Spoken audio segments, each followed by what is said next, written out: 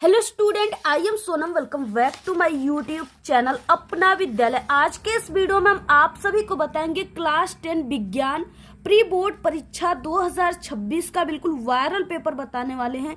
ये पेपर जो है 100% बिल्कुल वायरल हो चुका है, क्योंकि ये जो पेपर है ये आप सभी के सभी जगह पे, ठीक है, बिल्कुल यही सेम टू सेम पेपर आ रहा है। यही पेपर सभी स्कूल और कॉलेज में वायरल हो चुका है। इतने भी स्टूडेंट क्लास 10th में हैं और उनका प्री बोर्ड एग्जाम चल रहा है ना, अगर आप लोग मात्र इस साइंस के पेपर को तैयार करके जाओगे तो आप लोग जो है इस बार प्री बोर्ड एग्जाम में बिल्कुल टॉपर बन के आओगे साइंस में। ये मेरी 100% गारंटी है, क्योंकि यहाँ पे जो हम आपको क्वेश्चन पेपर क्लास 10 साइंस का प्री बोर्ड एग्जाम का बता रहे हैं ना, ये आप सभी का बिल्कुल वायरल पेपर है और यही पेपर आपका सभी जगह आने वाला है।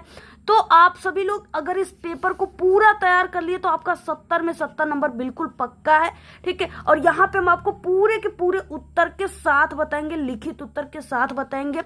और देखिए, सबसे पहले आप लोग इस वीडियो को लाइक कर दीजिए, चैनल पे नहीं तो चैनल को सब्सक्राइब करके बेल आइकन को जरूर प्रेस कर दीजिए और आप लोग इस वीडियो को अपने सभी दोस्तों में जरूर शेयर कीजिए। सबसे पहले यहाँ पे आपको नाम लिखना होगा और यहाँ पे अनुक्रमांक लिखना होगा।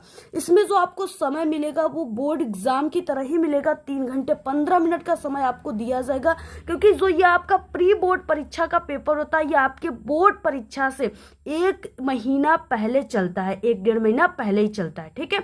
तो आपका ये प्री बोर्ड परीक्षा जो होता है ये आपके बोर्ड यानी जो बोर्ड का पेपर होता है उसके तरह ही होता है। यानी बोर्ड पेपर में आपके पूरे किताब से क्वेश्चन पूछता है, ठीक है, ऑल सब्जेक्ट में। तो ये आपका प्री बोर्ड परीक्षा है, इसमें भी आपका पूरा किताब से क्वेश्चन पूछेगा। ये प्री बोर्ड परीक्षा आपको बोर्ड एग्जाम के लिए तैयार करता है, ठीक है। एक तरह से ये वाला ये एग्जाम चलता है।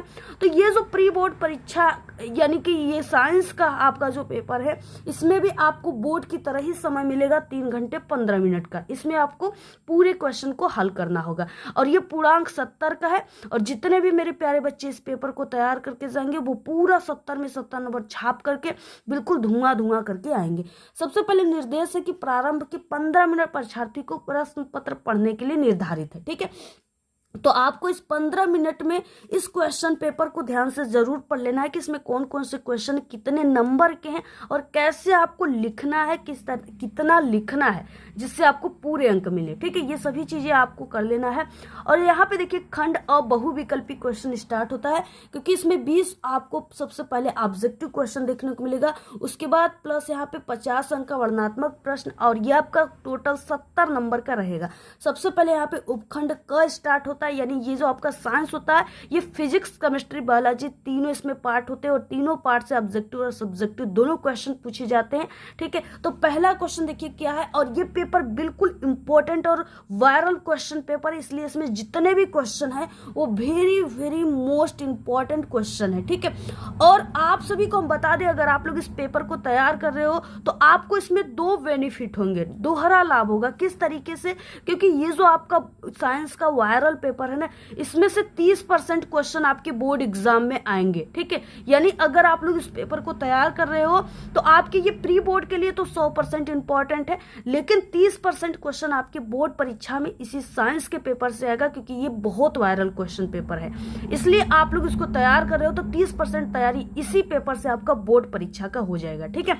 पहला क्वेश्चन देखिए है कि प्रिज्म के द्वारा विचलन अधिकतम होता है। ये बहुत फिक्स इंपॉर्टेंट क्वेश्चन है, ये बिल्कुल फिक्स क्वेश्चन है, ये आपके बोर्ड पेपर में भी ऐसे क्वेश्चन आएंगे। तो देखिए प्रिज्म के द्वारा विचलन अधिकतम किसमें होता है, आपके सामने 4 ऑप्शन है। पहला बैगनी रंग, दूसरा हरे रंग का, तीसरा पीले रंग का और डी ऑप्शन है लाल रंग का, ठीक है। तो यहाँ पे अधिकतम पूछ रखा है, तो अधिकतम जो होता है वो बैगनी रंग में ही होता है। ऑप्शन नंबर यहाँ पे ए राइट है।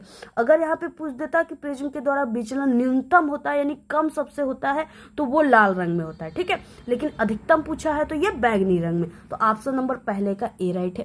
क्वेश्चन दूसरा देखिए बहुत ही फिक्स क्वेश्चन है, ये आपके बोर्ड पेपर में भी आएगा और प्री बोर्ड में भी आएगा।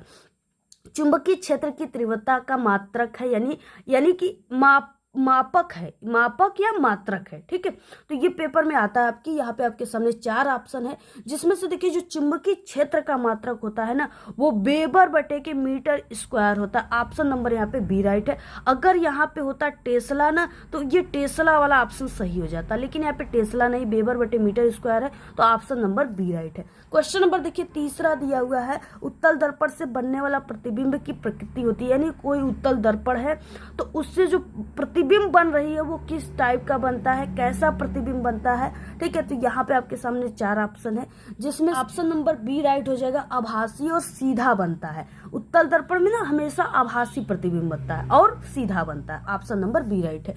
अगला है देखिए क्वेश्चन नंबर 4, जो बहुत ही इंपॉर्टेंट क्वेश्चन है। ये बहुत इंपॉर्टेंट क्वेश्चन है, पेपर में 100% पूछा जाएगा। स्वस्थ नेत्र के लिए स्पष्ट दृष्टि की न्यूनतम दूरी होती है। अगर कोई स्वस्थ आंख है, उसमें कोई दूर दृष्टि नहीं है, निकट दृष्टि दोष नहीं है, जरा दृष्टि दोष नहीं है, वो बिल्कुल स्वस्थ है। ठीक है, तो उसके लिए जो स्पष्ट दृष्टि की न्यूनतम दूरी है वो कितनी हो जाएगी, तो वो 25 सेमी हो जाएगी। ठीक है, ऑप्शन नंबर ए राइट है। अब कहीं कहीं आपके क्वेश्चन में दे देता है 25 मीटर, तो आप लोग 25 मीटर वाले ऑप्शन को सही कर देते हो। ठीक है, तो ये आपको ध्यान रखना है कि 25 सेमी रहेगा। ऑप्शन नंबर ए राइट है। क्वेश्चन नंबर 5 देखिए, निकट दृष्टि दोष से पीड़ित व्यक्ति के लिए जो है प्रयुक्त किया जाता है, उसके चश्मे में क्या प्रयुक्त किया जाता है जिससे उसको निकट दृष्टि दोष उसके आंख से बिल्कुल समाप्त हो जाए। ठीक है, उसको जो चीजें नहीं दिख रही हैं वो भी दिखने लगे। तो यहाँ पे क्या हो जाएगा, उसके आप लोग इसका ना ट्रिक याद कर लीजिए, ना और दू। ठीक है, ये ट्रिक याद कर लीजिए। अगर निकट दृष्टि दोष है तो ए से क्या हो जाएगा, अवतल लेंस का यूज किया जाएगा। अगर दूर दृष्टि दोष है तो यानी यहाँ पे यू है तो इसका मतलब कि उत्तल लेंस। ठीक है, तो यहाँ पे निकट दृष्टि दोष पूछ रखा है तो इसमें क्या हो जाएगा, अवतल लेंस का यूज किया जाता है। ऑप्शन नंबर ए राइट है। और ये निकट दृष्टि दोष, दूर दृष्टि दोष, ये आपके 4 नंबर 6 नंबर में क्वेश्चन भी करके आता है और किरण आरेख भी पूछेगा। ठीक है, अगला है क्वेश्चन नंबर देखिए 6, प्रतिरोध का मात्रक है। ये भी बहुत इंपॉर्टेंट फिक्स क्वेश्चन है, ये आपके बोर्ड एग्जाम में 100% आएगा। देखिए यहाँ पे क्या है, प्रतिरोध का मात्रक। प्रतिरोध का मात्रक जो होता है ना वो ओम होता है। ऑप्शन नंबर बी राइट है, जिसका सिंबल कुछ इस तरह से होता है। अगला है क्वेश्चन नंबर देखिए यहाँ पे 7, एक उत्तल दर्पण की फोकस दूरी। ये बहुत इंपॉर्टेंट क्वेश्चन पेपर में आएगा। फोकस दूरी एफ बराबर कितना दिया है, 10 सेमी, और ये उत्तल दर्पण है तो यहाँ पे प्लस में रहेगा। दर्पण के जो है उत्तल पृष्ठ की वक्रता त्रिज्या यानी आर का मान आप सभी को ज्ञात करना है। तो एफ बराबर क्या होता है, r/2 होता है। ठीक है, अब यहाँ पे एफ का मान दिया है कितना, 10, तो यहाँ पे 10 हो जाएगा, और यहाँ पे ये जो आर है ये अपनी जगह पर रहेगा, और 2 जो है ये इधर भाग में इधर जाएगा तो गुणे में हो जाएगा 2, तो यहाँ पे हो जाएगा 2। ठीक है, तो यहाँ पे 10 दूना के 20, आर बराबर कितना आ गया, 20 सेमी। तो यहाँ पे ऑप्शन नंबर कौन सा राइट हो जाएगा, ऑप्शन नंबर डी राइट हो जाएगा। ठीक है, अगला है देखिए क्वेश्चन नंबर यहाँ पे उपखंड ख आ गया।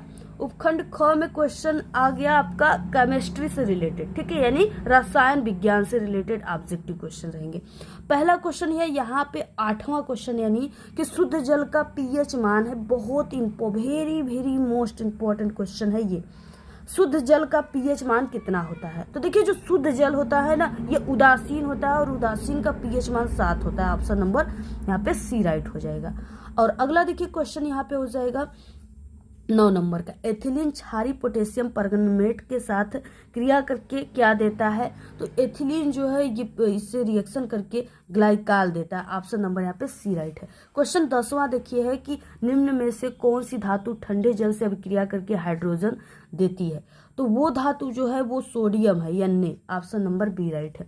अगला क्वेश्चन नंबर 11, बाह्यतम कोश में 7 इलेक्ट्रॉन वाला तत्व है। बाह्यतम कोश में 7 इलेक्ट्रॉन वाला जो तत्व है वो अधातु तत्व कहलाते हैं। ऑप्शन नंबर यहाँ पे ए राइट है। देखिए क्वेश्चन नंबर 4 है, कार्बन परमाणु की संयोजकता है। तो देखिए कार्बन परमाणु के बाहरी कोश में 4 इलेक्ट्रॉन होते हैं, तो वहाँ पे इसको 4 और अष्टक पूरा करने के लिए चाहिए, तो यहाँ पे इसकी कार्बन परमाणु की संयोजकता 4 हो जाएगी। ऑप्शन नंबर सी राइट है। अगला देखिए 13 क्वेश्चन है Fe2O3। ठीक है, और प्लस यहाँ पे हो जाएगा 2L। अब ये रिएक्शन करके क्या बना रहा है यहाँ पे Al2O3 और प्लस 2Fe। ठीक है, इस तरीके से है। तो इसमें पूछ रखा कि ये अभिक्रिया किस प्रकार की है, तो ये अभिक्रिया जो है विस्थापन अभिक्रिया, क्योंकि इसमें से जो है Fe विस्थापित हो रहा है। तो ऑप्शन नंबर सी राइट है।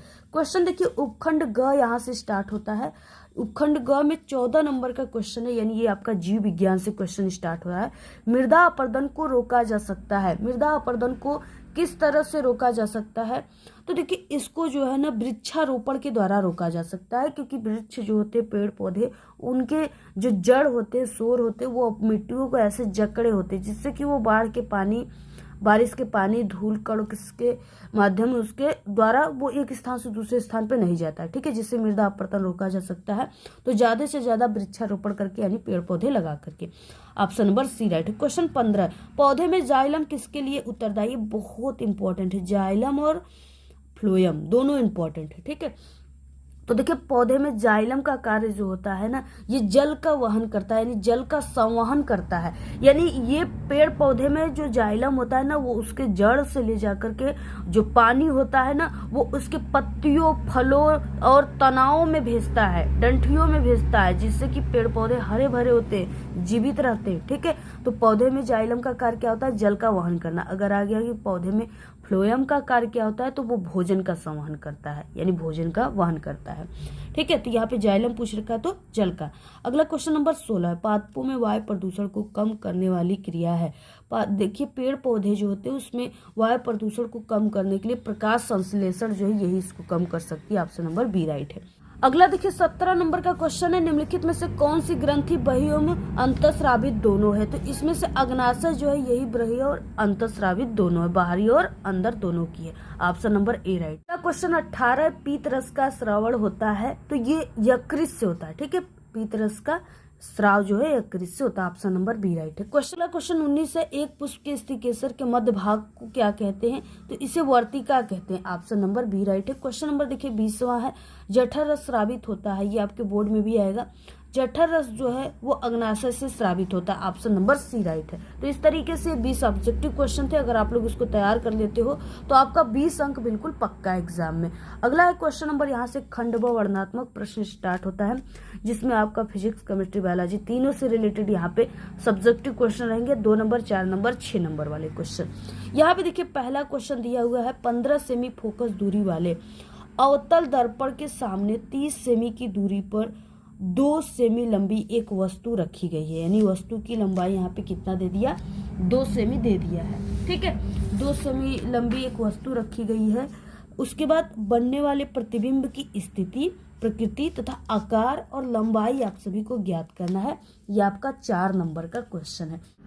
तो यहाँ पे देखिए, अब आप सभी को इसको हल कैसे करना है। तो ये पहला क्वेश्चन हो जाएगा, और इसमें अवतल दर्पण है, तो अवतल दर्पण है और फोकस दूरी का मान 15 दिया है। तो अवतल दर्पण में फोकस दूरी को माइनस में रखेंगे। ठीक है, तो यहाँ पे -15 सेमी आ गया, और यहाँ पे दर्पण के सामने 30 सेमी दूरी पे, यानी यहाँ पे वस्तु की दूरी जो है वो 30 सेमी दिया है, और वस्तु की दूरी को माइनस में रखेंगे। और उसके बाद 2 सेमी लंबी वस्तु, यानी वस्तु की लंबाई यहाँ पे कितना दिया है? 2 सेमी दिया है। इसको HO से भी आप लोग लिख सकते हो। अब यहाँ पे आपको क्या करना है, इसकी आपको प्रतिबिंब स्थिति और आकार लंबाई ज्ञात करनी है। 4 नंबर का क्वेश्चन है। सबसे पहले आपको यहाँ पे दर्पण का सूत्र लगाना है, 1/F बराबर 1/V प्लस 1/U, ये दर्पण का सूत्र होता है। ठीक है, इसी से अब आपको मान जो है निकाल लेना है। अब यहाँ पे 1/F के जगह तो हम लोग मान रख देंगे -15 इसको, और उसके बाद बराबर 1/V का मान नहीं दिया है, और यहाँ पे प्लस 1/U का मान कितना दिया है? -30 सेमी। अब देखिए, प्लस माइनस क्या हो जाएगा? माइनस, यानी ये माइनस है, अब -30 जो है अब इधर जाएगा तो क्या हो जाएगा? प्लस का 30 हो जाएगा। तो यहाँ प्लस का 30, 1/V अपने जगह पर है। अब इसका हम 30 एलसीएम ले लेते हैं, तो यहाँ पे हो जाएगा 15 दूना के 30, तो यहाँ पे माइनस लग गया, और प्लस 30 से कम 30। ठीक है, तो यहाँ पे होगा -1/30, यानी यहाँ पे हमें भी बराबर कितना आ गया? -30 सेमी। ये इसका प्रतिबिंब की दूरी आ गई, कितनी? -30 सेमी आ गई। क्या निकालना है? लंबाई निकालना है। अब देखिए, यहाँ पे आवर्धन के सूत्र से अब आपको इसको ज्ञात करना होगा, आवर्धन के सूत्र से। ठीक है, तो वो सूत्र होता है m बराबर होता है I/O बराबर V/U, यही सूत्र होता है। इसी से आपको मान रखना है।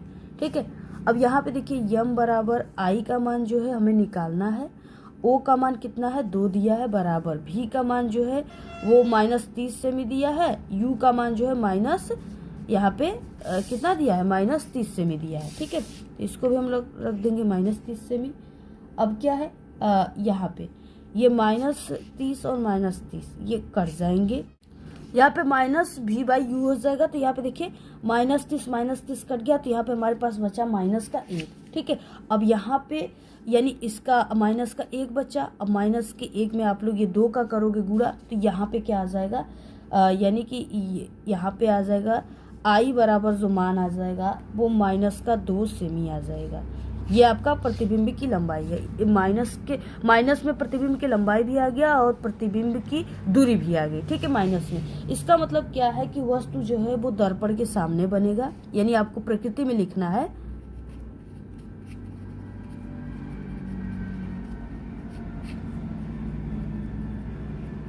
ठीक है, वस्तु की प्रतिबिंब दर्पण के सामने बनेगा और उसके बाद वास्तविक बनेगा और उसके बाद उल्टा बनेगा। और देखिए वस्तु के बराबर बनेगा। ठीक है, क्या बनेगा, वस्तु के बराबर बनेगा। आपको पता ही है, यहाँ से चल ही गया होगा आपको पता कि वस्तु की जो यहाँ पे लंबाई दिया है वो 2 सेमी दिया है। अब प्रतिबिंब की लंबाई भी कितनी आ गई, 2 सेमी आई, लेकिन माइनस में आई यानी उल्टा बनेगा, लेकिन सेमी 2 है तो यहाँ पे बराबर बनेगा। ठीक है, ये चीजें आपको ध्यान रखना है। और ऐसे ही ये जो है क्वेश्चन सॉल्व होगा, अंकित प्रश्न है। आप लोग इस न्यूमेरिकल को सॉल्व कर लीजिए, क्योंकि ये आपके पेपर में, बोर्ड परीक्षा में भी ये पेपर में जरूर आता है ऐसा सवाल। ठीक है, और आपका अथवा करके भी नहीं रहेगा, अनिवार्य रहेगा कि आपको हल करना होगा। कहीं कहीं अथवा करके देता है और कहीं कहीं ये दे देता है कि आपको हल करना ही होगा।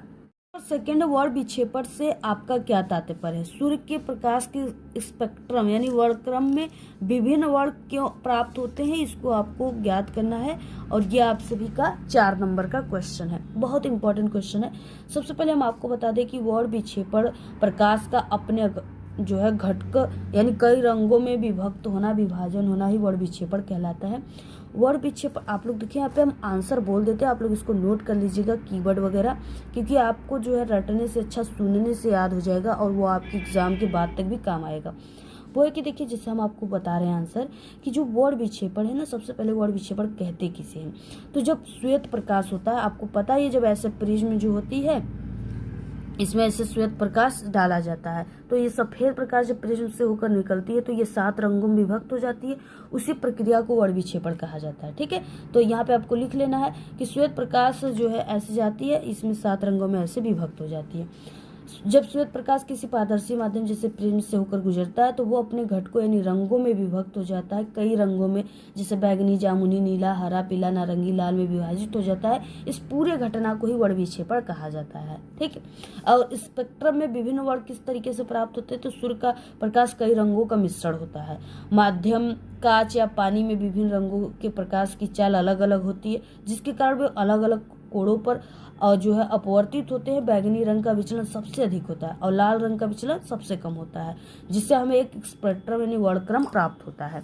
ये चीजें आपको लिख लेनी पूरा, जैसे हमने बताया। अथवा में चुंबकीय बल रेखाओं से क्या तात्पर्य है और चुंबकीय बल रेखाओं के गुण आप सभी को लिखना है। बहुत इंपॉर्टेंट क्वेश्चन है ये, बिल्कुल वायरल फिक्स क्वेश्चन है, पेपर में आएगा 100%।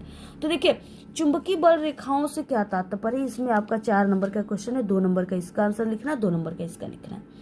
सबसे पहले कि चुंबकीय बल रेखाएं वे काल्पनिक रेखाएं हैं जो चुंबकीय क्षेत्र की दिशा को प्रबलता से दर्शाती है। और चुंबकीय बल रेखाएं आपस में कभी भी एक दूसरे को नहीं काटती है, अगर वो काट रही है तो वो संभव नहीं है। ठीक है, ये चीजें आपको लिख लेनी है। उसी को देखिए, काल्पनिक यानी कि आपको चुंबकीय बल रेखाएं सबसे पहले किसे कहते हैं यानी तात्पर्य क्या है, तो लिख देना है कि चुंबकीय बल रेखाएं वे काल्पनिक रेखाएं जो चुंबक क्षेत्र की दिशा को प्रबलता से प्रदर्शित करती है, दर्शाती है। अब देखिए, चुंबकीय बल रेखाओं के गुण क्या है, गुण आपको लिख देना है। आपको 3 से 4 गुण जरूर लिखनी है। पहला कि ये रखा है उत्तरी ध्रुव यानी कि यस, ठीक है, उत्तरी ध्रुव से निकलती हैं यानी इधर से निकलेंगी और ये दक्षिणी ध्रुव में जाती हैं, ऐसे ये जाती हैं, ऐसे ऐसे ऐसे दक्षिणी ध्रुव में जाती हैं, प्रवेश करती है और चुंबक के अंदर दक्षिणी ध्रुव से उत्तरी ध्रुव की ओर जाती है, जिससे एक बंद वक्र प्राप्त होती है, बनती है। उसके बाद दूसरा, 2 चुंबकीय बल रेखाएं एक दूसरे को कभी नहीं काटती, हमने आपको बताया। उसके बाद तीसरा हो जाएगा, जहां बल रेखाएं पास पास होती है वहां चुंबकीय क्षेत्र अधिक प्रबल होता है और जहां दूर दूर होती है वहां पर चुंबकीय क्षेत्र दुर्बल होता है। उसके बाद चौथा हो जाएगा बल रेखाएं किसी भी बिंदु पर खींची गई स्पर्श रेखा उस बिंदु पर चुंबकीय क्षेत्र की दिशा को दर्शाता है। जैसे यहाँ पे है, यहाँ पे हम एक स्पर्श रेखा खींच रहे हैं तो ये चुंबकीय के यानी चुंबकीय क्षेत्र की दिशा को दर्शा रहा है। अगला क्वेश्चन देखिए, थर्ड है कि निकट दृष्टि से पीड़ित एक व्यक्ति केवल 20 मीटर की दूरी तक ही देख सकता है। दृष्टि दोष को दूर करने में प्रयुक्त लेंस की प्रकृति एवं फोकस दूरी की गणना कीजिए। उपयोग किए गए लेंस की क्षमता की भी आपको गणना करना है। ये आप सभी का 4 नंबर का क्वेश्चन है। अब देखिए आपको कैसे इसका गणना करना है। सबसे पहले कि एक निकट दृष्टि से पीड़ित एक व्यक्ति केवल 20 मीटर की दूरी तक देख सकता है, यानी प्रतिबिंब की जो दूरी है वो -20 दिया हुआ है सेमी। उसके बाद और यहाँ पे दृष्टि दोष को दूर करने के लिए अब यहाँ पे क्या है कि जो वस्तु है ना वो अनंत पे रखी गई है, तो यहाँ पे हो जाएगा -इनफाइनाइट, ये वस्तु की दूरी हो जाएगी अनंत। उसके बाद यहाँ पे सूत्र लगाइए आप लोग, लेंस है तो 1/f बराबर 1/v माइनस 1/u, यही लेंस का सूत्र है। दर्पण के सूत्र में यहाँ पे प्लस हो जाता है और लेंस के सूत्र में यहाँ पे माइनस, सेम सूत्र होती है बाकी। अब यहाँ पे मान आप लोग रख दीजिए, बहुत ईजी है ये।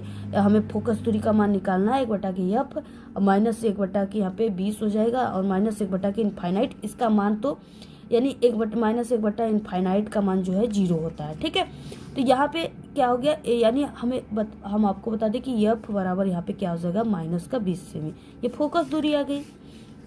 उसके बाद आपको लेंस की क्षमता निकालना है, क्षमता यानी पावर P निकालना है, तो P बराबर सूत्र होता है 1/f, ये आपका मीटर में होता है, सेमी में 100/f हो जाएगा। अब यहाँ पे देखिए P बराबर यहाँ पे 1/, इसका यानी ये जो यहाँ पे f है इसका मान कितना है -20 है, तो यही -20 आप लोग रख दोगे। ठीक है, और यहाँ पे आप लोग सेमी में निकालोगे तो 100 रखेंगे, यानी ये मीटर में है, सेमी में हो जाएगा 100/f P बराबर। ठीक है, तो आप लोग इसमें ही निकाल लीजिए, तो यहाँ पे P बराबर कितना आ जाएगा 20, यहाँ पे 20 पंचे 100 होगा, तो यहाँ पे माइनस का क्या आ जाएगा 5 और यहाँ पे डायोप्टर आ जाएगा, -5 डायोप्टर। अगर आप लोग मीटर में अगर हम निकालते 1/के -20, तो ये जो आपका आंसर आ जाएगा ना, ये आ जाएगा 0.05 डायोप्टर, ये आ जाएगा। तो आप लोग को इसी तरह से सॉल्व करना, ये आंसर है, आप लोग इसको तैयार कर लीजिएगा। -5 आया है तो ये लेंस जो हो जाएगा वो अवतल लेंस हो जाएगा। प्रकृति में क्या लिखोगे आप लोग, अवतल लेंस हो जाएगा। ठीक है, क्वेश्चन नंबर अथवा देखिए, आप लोग इस सवाल को कीजिए, अथवा में जो क्वेश्चन है इसको लिखिए। दूरदृष्टि दोष क्या होता है, किरण आरेख के द्वारा आपको समझाना है किस लेंस यानी इसको संशोधित करने के लिए किस लेंस का यूज किया जाता है, और ये आपका 4 नंबर का क्वेश्चन है। और देखिए क्या है ना कि ये क्वेश्चन जो है ये आपका निकट दृष्टि दोष, दूर दृष्टि दोष, दोनों में से एक क्वेश्चन पेपर में जरूर आएगा।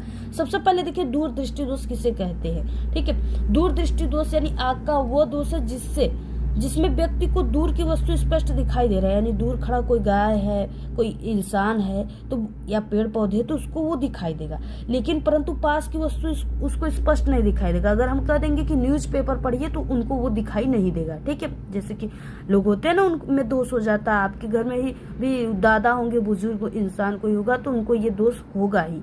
ठीक है, तो इस तरह से क्या है, जब वो यानी कोई भी व्यक्ति के आंखों में ये दोष तब होता है जब उसको दूर खड़ा कोई जो वस्तु है उसको दिखाई देगा, लेकिन पास की वस्तु वो दिखाई नहीं देती उसको, जिसके कारण उसको दूर दृष्टि दोष हो जाता है।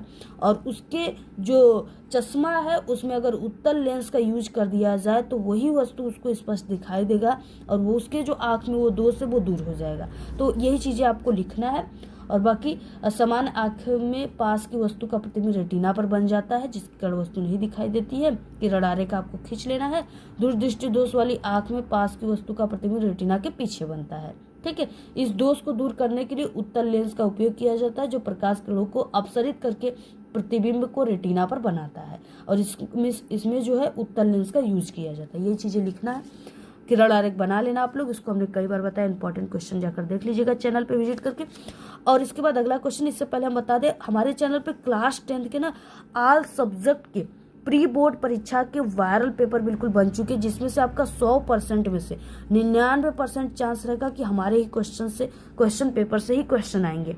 तो आप लोग सभी सब्जेक्ट के पेपर को आप लोग जरूर देख लीजिएगा, चैनल पे विजिट करके हमने प्लेलिस्ट क्रिएट किया है, वहां से देख लीजिएगा। और इसके बाद आपको बोर्ड परीक्षा की तैयारी करनी है ना, तो बहुत ही जबरदस्त तरीके से हमारे चैनल से कराई जा रही है, क्योंकि हमारे चैनल से पढ़ने वाले स्टूडेंट ही हर साल बोर्ड एग्जाम में प्रदेश टॉपर बनते हैं, ठीक है, और हर साल टॉपर बनते हैं। और अगर आपकी तैयारी बिल्कुल भी नहीं हुई है तो आप लोग हमारे चैनल से मात्र 10 दिन 5 दिन में पढ़कर भी आप लोग बोर्ड एग्जाम में टॉपर बनोगे। तो आप लोगों के पास अभी भी समय है, मौका है, आप लोग इस मौके का लाभ जरूर उठाइए। चैनल को सब्सक्राइब कर लीजिए और ऑल सब्जेक्ट की प्री बोर्ड परीक्षा की तैयारी कीजिए और बोर्ड एग्जाम की दोनों जो है प्री बोर्ड की और बोर्ड एग्जाम दोनों की बिल्कुल वायरल असली पेपर की वीडियो चैनल पे बनी, जल्दी से विजिट करके आप लोग देख लीजिए। ऑल सब्जेक्ट की बहुत ही जबरदस्त तैयारी कराई जा रही है। और बाकी अगर आप लोग को यानी आप लोग पढ़ने में कमजोर हो, आप लोग को इंग्लिश नहीं आ रही है उतनी अच्छी तरीके से पढ़ना, हिंदी नहीं आ रहा है लिखने, तो आपको हमारे चैनल पे ऑल सब्जेक्ट में पास होने की, बिना कुछ पढ़े पास होने की ट्रिक की भी वीडियो मिल जाएगी और आने भी वाला है बहुत ही जबरदस्त वीडियो। तो आप लोग जल्दी से चैनल को सब्सक्राइब कर लीजिए और प्लेलिस्ट में विजिट करके जरूर देखिएगा, चैनल पे विजिट करके। क्वेश्चन 4 है, फ्लेमिंग के बाएं हाथ के नियम क्या है? चुंबकीय क्षेत्र में रखे विद्युत धारावाही चालक पर लगने वाले बल किन किन कारकों पर निर्भर करता है? इसको आपको ज्ञात करना है। यह आपका 6 नंबर का क्वेश्चन है, ठीक है। तो देखिए फ्लेमिंग के बाएं हाथ के नियम जो है वो चालक पर लगने वाली दिशा को बताता है, दर्शाता है। अब आपको लिख देना भाई बाएं हाथ का नियम, आप ही अपने हाथ को छाप लीजिएगा और लिख दीजिएगा सब चीज। फ्लेमिंग के बाएं हाथ का नियम क्या है कि यदि हम अपने बाएं हाथ के अंगूठे, तर्जनी और माध्यमा को एक दूसरे के, ठीक है, इस तरीके से ऐसे एक दूसरे के क्या करें कि लंबवत फैलाएं और यदि तर्जनी चुंबकीय क्षेत्र की दिशा को दर्शा रहा है, यानी ये क्षेत्र जो है ये उंगली चुंबकीय क्षेत्र की दिशा को दर्शा रहा है, और उसके बाद मध्यमा जो है विद्युत धारा को दर्शा रहा है, ठीक है। ये तर्जनी है और ये मध्यमा है, ये आपका चुंबकीय क्षेत्र को दिखा रहा है और ये जो है ये आपका विद्युत धारा को दिखा रहा है, और ये अंगूठा जो है ये चालक में लगने वाले बल की दिशा को दर्शा रहा है, ठीक है। तो यही आपका फ्लेमिंग के बाएं हाथ का नियम है। बल जो है किस पर निर्भर करता है? तो पहले कि ये चुंबकीय क्षेत्र की तीव्रता पर निर्भर करता है, उसके बाद विद्युत धारा के परिणाम पे, चालक की लंबाई पे, चालक की लंबाई और चुंबकीय क्षेत्र के विद्युत के कोण के अनुक्रमानुपाती है, यानी F बराबर IBL साइन थीटा, ये इसका फाइनल सूत्र हो जाएगा। आप लोग याद कर लीजिएगा इसको।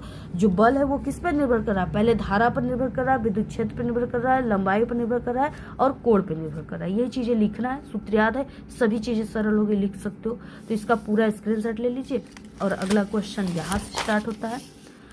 अगला है क्वेश्चन देखिए अथवा, ये आपका अथवा वाला क्वेश्चन है, ठीक है। यहाँ पे ये अथवा क्वेश्चन है कि दिए गए परिपथ में आपको कुल प्रतिरोध ज्ञात करना है, सेल से प्रवाहित धारा I का मान ज्ञात करना है, उसके बाद 0.8 ओम का जो प्रतिरोध है इसमें आपको विभवांतर भी ज्ञात करनी है। ये आपका 6 नंबर का क्वेश्चन है, अथवा है। आप लोग वहाँ पे लिखिए या आप लोग ये जो सवाल है इसको आप लोग सॉल्व कीजिए। तो देखिए आपको सबसे पहले यहाँ पे बहुत अच्छी हम ट्रिक भी बताने वाले हैं। ये अथवा वाला क्वेश्चन है। यहाँ पे क्या है, सबसे पहले ना कि यहाँ पे ये जो यानी प्रतिरोध है, इसमें कुल प्रतिरोध आपको पहला निकालना। तो प्रतिरोध को पहले आपको देखना कि ये किस क्रम में जुड़े हुए हैं। तो यहाँ पे देखिए ये दोनों जो है एक दूसरे के समांतर जुड़े हैं, यानी ये 6 और 2 ओम प्रतिरोध जो है समांतर क्रम में जुड़ा हुआ है। और समांतर क्रम के प्रतिरोध के लिए सूत्र 1/R बराबर 1/R1 प्लस 1/R2 यही सूत्र होती है, ठीक है। तो यहाँ पे 1/R बराबर 1/R1 का मान हम 6 रखेंगे और R2 का मान यहाँ पे 2 रखेंगे, और यहाँ पे हम इसका 6 LCM ले लेंगे। तो 6 कम 6 प्लस 2 तिहाई 6, ठीक है। तो यहाँ पे क्या आ जाएगा 4/6। इसको हम R बराबर क्या लिख सकते हैं, 6/4 लिख सकते हैं। और इसका जब हम इसमें भाग देंगे तो हमारे पास क्या आ जाएगा 1.5 ओम आ जाएगा। ये हमारा यानी प्रतिरोध का मान क्या आ गया 1.5 आ गया, ठीक है। अभी प्रतिरोध का पूरे प्रतिरोध का मान नहीं निकला है, अभी सिर्फ इसका मान निकला है। अब यहाँ पे देखिए अब ये 5, ये यहाँ पे 6 और 5 ये दोनों प्रतिरोध अब किस तरीके से हो गए, ये इस तरीके से हो गए, और इसको हमने जोड़ दिया तो यहाँ पे 1.5 आ गया। और उसके बाद एक प्रतिरोध यहाँ पे जुड़ा है 0.8, ये 1.5 हो गया। अब 1.5 और 0.8 ये दोनों श्रेणी क्रम में जुड़े हैं, किसमें जुड़े हैं, श्रेणी क्रम में जुड़े। श्रेणी क्रम का सूत्र हो जाएगा R बराबर R1 प्लस R2, यही सूत्र हो जाएगा। अब R बराबर R1 का मान कितना रखेंगे हम लोग, 1.5 रखेंगे और या 1.5 ओम, और उसके बाद R2 का मान 0.8, इसको आप लोग रख दीजिए 0.8 ओम। इसको जब आप लोग जोड़ोगे तो 8 और यहाँ पे 5 को जोड़ोगे तो 13 आ जाएगा, 3 हो जाएगा, 1 और 2, यहाँ पे 2.3 आ गया। तो R बराबर कितना आ गया, 2.3। और ये क्या है, कुल प्रतिरोध है, ठीक है। R इक्विवेलेंट यानी कि जो पहला है उसका ये तुल्य प्रतिरोध आ गया, कितना, 2.3 ओम, ये तुल्य प्रतिरोध आ गया। अब दूसरा देखिए, सेल से प्रवाहित धारा आपको निकालना है, ठीक है। तो V बराबर क्या हो जाएगा, I इंटू आर, भी बराबर क्या हो जाएगा, I इंटू आर। अब इसी पर आप सभी को निकालना है। तो यहाँ पे हमें क्या है, धारा का मान निकालना है। तो I बराबर क्या आ जाएगा, I बराबर हो जाएगा ये अपनी जगह पर V बटे के R, ठीक है। तो V का मान कितना दिया, 12 वोल्ट दिया है, इसको रख दीजिए 12, और बटे R का मान अभी हमने निकाला है 2.3, ये चीजें हमने निकाला है अभी।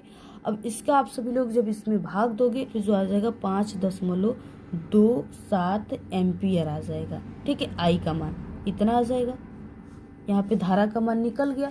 और इसके बाद देखिए यहाँ से आ जाएगा 0.8 प्रतिरोध के सिरों के बीच विभवांतर भी आपको निकालना है, 0.8 ओम के सिरों के बीच, ठीक है। विभवांतर भी बराबर I इंटू आर आ जाएगा। I का मान अभी हमने निकाला है कितना, 5.217, और उसके बाद यहाँ से हो जाएगा इंटू R, R का मान 0.8 रखेंगे क्योंकि इसी के बीच हमें निकालना है। तो V बराबर कितना आ जाएगा, यहाँ पे आ जाएगा, यहाँ पे 4, ठीक है, 4 यहाँ पे 1 2 करके कुछ आएगा, तो इस तरीके से आपका हो जाएगा यहाँ पे। यही इसका फाइनल आंसर है, तो आप लोग इसको नोट कर लीजिएगा। अब यहाँ से देखिए खंड ख स्टार्ट होता है, यहाँ से आपका रसायन विज्ञान से क्वेश्चन स्टार्ट हो रहा है। निम्न के IUPAC आप सभी को नाम लिखना है। यहाँ पे देखिए क्या इस तरीके से दिया हुआ है, 2 संरचना सूत्र, इसका आपको IPSC नाम लिखना है। तो सबसे पहले कि आप लोग यहाँ पे क्रियात्मक समूह जुड़ा है, तो यहाँ से आप लोग काउंट करेंगे पहला और ये दूसरा, ठीक है। अब यहाँ पे क्या है, इसमें OH यानी ऑल समूह जुड़ा हुआ है, और इसमें CH3 जुड़ा है, यानी कि यहाँ पे CH3 है, इसमें क्या है कि यहाँ पे CH3 जुड़ा हुआ है। तो यहाँ पे आपको, और यहाँ पे कार्बन की संख्या देखिए, पहले कार्बन को मेथेन कहते हैं, दूसरे को एथेन, तीसरे कार्बन को प्रोपेन कहते हैं, और चौथे कार्बन को ब्यूटेन कहते हैं, ठीक है। तो यहाँ पे आप सभी को ये देखना है कि पहला, दूसरा और ये तीसरा हो जाएगा। अब इसमें आप सभी को ये देखना है कि इसमें जो है इसका IPSC नाम हो जाएगा 2 मेथिल और प्रोपेनॉल,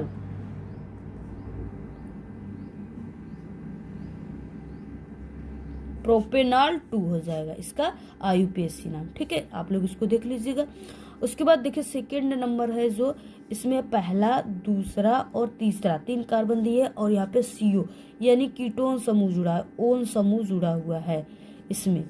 तो यहाँ पे क्या हो जाएगा, 3 कार्बन को, पहले को मेथ, दूसरे को एथ, तीसरे को प्रोप, तो यहाँ पे हो जाएगा प्रोपेनोन, ये इसका IPSC नाम हो जाएगा, इसको तैयार कर लीजिएगा। क्वेश्चन नंबर देखिए ख है, निम्न में आपको क्या करना है, विभेद करना है, ये आपका 1-1 नंबर का है। खनिज तथा अयस्क में और भर्जनम निस्तापन में इसमें अंतर बताना है, तो बता लीजिएगा आप लोग। हमारे चैनल पे क्लास 10 इम्पोर्टेंट 5-6 अंतर की वीडियो है, उसको देख लीजिएगा, वहाँ पे हमने बताया है।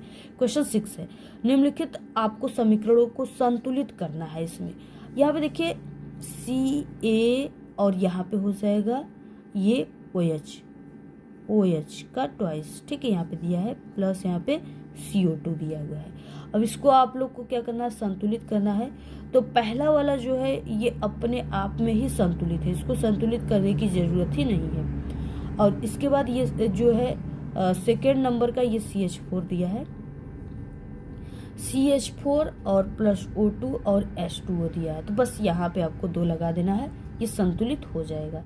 अगला है यहाँ पे क्वेश्चन नंबर ख का पहला दिया है कि अभिक्रिया Fe प्लस CuSO4, ये रिएक्शन करके FeSO4 प्लस Cu में अभिकारक तथा उत्पादक के नाम आप सभी को बताना है।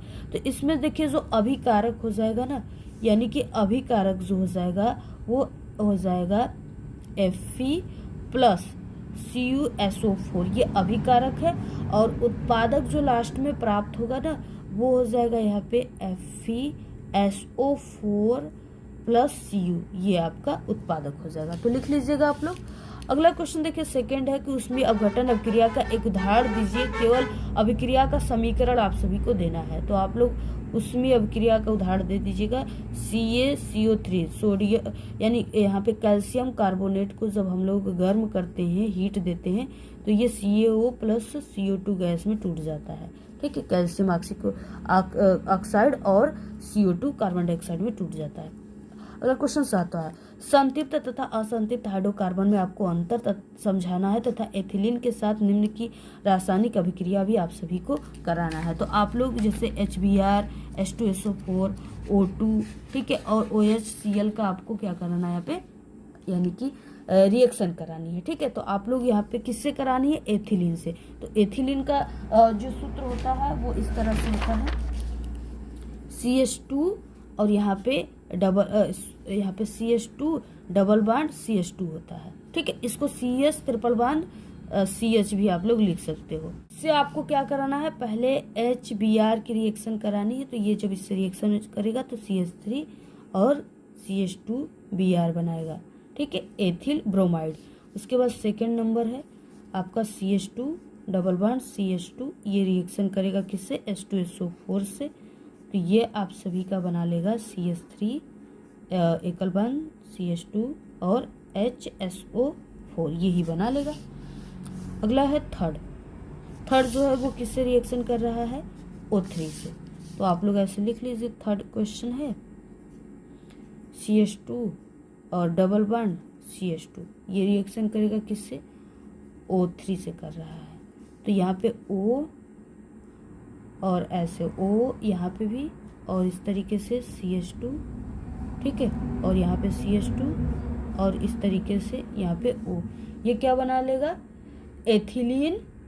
ठीक है, ओजोनाइड, एथिलीन ओजोनाइड बना लेगा क्योंकि ये ओजोन है।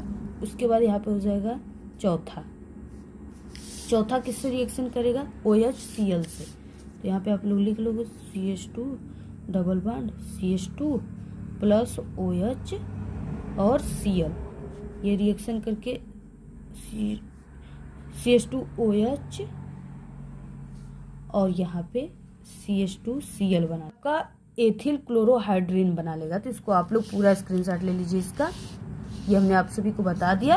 और बहुत ही हम आपको स्पीड में बता रहे हैं भाई, क्योंकि आपका जो है वीडियो काफ़ी लंबी हो जाएगी, इसलिए आप लोग सभी को समझ लीजिएगा। निम्न पर आपको संक्षिप्त टिप्पणी लिखना है। यहाँ पे उदासीनीकरण, संक्षारण, साबुनीकरण, ये आपका 2-2 नंबर का है, तैयार कर लीजिएगा। बहुत इंपॉर्टेंट क्वेश्चन है ये। अगला क्वेश्चन उपखंड ग है। देखिए 8वां क्वेश्चन है, मेंडल के नियम क्या है, उनको आपको उचित चित्रों के द्वारा दर्शाना है। मेंडल ने 3 नियम दिया था जिसको आपको दर्शा देना है। सभी नियम, तीनों नियम को याद कर लेना है। ये आपका 4 नंबर का है। क्वेश्चन नंबर 9, पुष्प में निषेचन की क्रिया को प्रदर्शित करने हेतु स्त्रीकेसर की लंब काटकर आपको नामांकित चित्र बनाना है एवं आपको वर्णन करना है। 4 नंबर का, पेंसिल से चित्र बना लेना है। क्वेश्चन अथवा है जो बहुत इंपॉर्टेंट है, धमनी और सिरों में आपको अंतर लिखना है और फलमोनी सिरा में किस प्रकार का रक्त बहता है ये भी आपको लिख देना है। ये आपका 2 नंबर का है, तैयार कर लीजिएगा। ये अंतर हमारे चैनल पे बना हुआ है वीडियो। क्वेश्चन 10 है जो सबसे इंपॉर्टेंट है और ये आपके बोर्ड एग्जाम के लिए भी बिल्कुल फिक्स क्वेश्चन है। परिवार नियोजन किसे कहते हैं, इसे नियोजित करने की विभिन्न विधियों का आपको वर्णन करना है। देखिए बच्चों की संख्या को सीमित कर परिवार को नियोजित करना है, परिवार नियोजन कहलाता है। और इसके स्थायी और अस्थायी 2 विधियाँ, इसके बारे में आप सभी को लिख देना है। ठीक है, पुरुष और महिला नसबंदी, इसके अलावा ये आपका स्थायी विधि है। इसके अलावा कापट्टी वगैरह लगा करके ये अस्थायी विधि है। अगला क्वेश्चन 11 है, विक्राणु यानी नेफ्रॉन की आपको रचना तथा उसकी कार्य विधि का वर्णन करना है। ये आपका 6 नंबर का क्वेश्चन है, तैयार कर लीजिएगा। अथवा क्वेश्चन है, देखिए इसको कीजिए। या ये मानव में पाचन तंत्र का आपको नामांकित चित्र बनाना है तथा पोषण प्रक्रिया को आपको समझाना है। तो इसको भी आप लोग तैयार कर लीजिएगा, बहुत इंपॉर्टेंट क्वेश्चन है ये। ठीक है, इसको हमने कई बार बताया है इम्पॉर्टेंट वायरल बोर्ड के पेपर में, तो इसको तैयार कर लीजिएगा। 6 नंबर का है। बाकी ये सभी क्वेश्चन बहुत ही इंपॉर्टेंट है। ये आप लोग प्री बोर्ड एग्जाम के साथ साथ बोर्ड एग्जाम के भी लिहाज से आप लोग इसको तैयार कर लीजिएगा, क्योंकि बहुत इंपॉर्टेंट है। पेपर में ऐसे ही क्वेश्चन बोर्ड एग्जाम में भी आते हैं और आपके प्री बोर्ड में भी आएगा, तो पूरा क्वेश्चन तैयार कर लीजिएगा। स्क्रीनशॉट ले लीजिए आप लोग। और बाकी आप सभी को हमारे चैनल पे बोर्ड एग्जाम का भी साइंस का पेपर की वीडियो बना है, ऑल सब्जेक्ट की बनी, चैनल पे विजिट करके देखिए। और वीडियो को ज़्यादा से ज़्यादा शेयर कीजिए। इसकी वीडियो चाहिए तो टेलीग्राम चैनल को ज्वाइन कर लीजिएगा, लिंक इस वीडियो के डिस्क्रिप्शन बॉक्स में मिल जाएगा। और आप लोग अपनी अच्छी अच्छी प्यारी प्यारी कमेंट ज़रूर कीजिएगा। और आपकी प्री बोर्ड एग्जाम कब है आप लोग डेट ज़रूर बताइएगा, और आपको किस टॉपिक पे वीडियो चाहिए कमेंट करके बताइएगा। धन्यवाद।